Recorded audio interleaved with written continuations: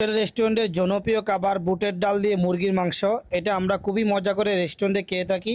এটা আপনি রেস্টুরেন্ট স্টাইলে বাসায় যেভাবে তৈরি করবেন সম্পূর্ণ রেসিপিটা দেখলে আপনিও শিখতে পারবেন। তাহলে রেসিপিটা দেখে নিন। প্রথমে 1.5 কেজি বুটের ডাল কিছু পানি দিয়ে লবণ দিয়ে সুন্দর করে এখানে 80% বয়েল করে রেখে দিব। এরপরে 6টা মুরগি 1 কেজি ওজনের, এগুলি ছোটো ছোটো করে কেটে হলুদের গুঁড়া, মরিচের গুঁড়া, ধনিয়ার গুঁড়া, জিরার গুঁড়া, আদা রসুন পেস্ট দিয়ে পরিমাণ মতো লবণ দিয়ে এটাকে সুন্দর করে মিক্স করে নিব। মিক্স করে মিনিমাম 5 মিনিট রেস্টে রেখে দিব। এরপরে একটা কড়াইতে সয়াবিন তেলটা ভালো করে গরম করে মাংসগুলি এখানে 70 থেকে 80% সুন্দর করে ফ্রাই করে নিয়ে উঠায় নিব। সেম তেলের মধ্যে দারচিনি, কাবাব চিনি, এলাচি, লং, তেজপাতা, অল্প একটু জয়ত্রী দিয়ে দিচ্ছি। এরপরে দিয়ে দিচ্ছি 500 গ্রাম মতো দেশি পেঁয়াজ ব্লেন্ড করে। পেঁয়াজটাকে এখানে একটু ভেজে নিতে হবে যেন পেঁয়াজের গন্ধ চলে যায়। সাথে অ্যাড করে দিচ্ছি আদা রসুন পেস্ট। দুইটা উপকরণ এখানে সুন্দর করে ভেজে 2-3টা টমেটো ব্লেন্ড করে দিয়ে দিচ্ছি। আর 200-250 গ্রাম মতো কাঁচামরিচ ব্লেন্ড করে দিচ্ছি। আর কিছু এখানে যে বুটের ডালগুলি বয়েল করেছিলাম সেগুলি ব্লেন্ড করে দিয়ে দিচ্ছি এখানে।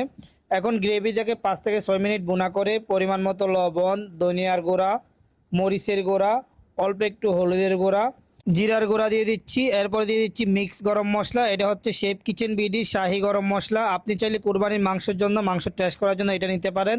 এটা নেওয়ার জন্য শেফ কিচেন পেজে নক দিবেন। এরপরে এই গ্রেভিটা আরও 10 মিনিট সুন্দর করে ভুনে নিব যেন সবগুলি উপকরণের কাঁচা যে স্মেলটা আছে সেটা চলে যায়।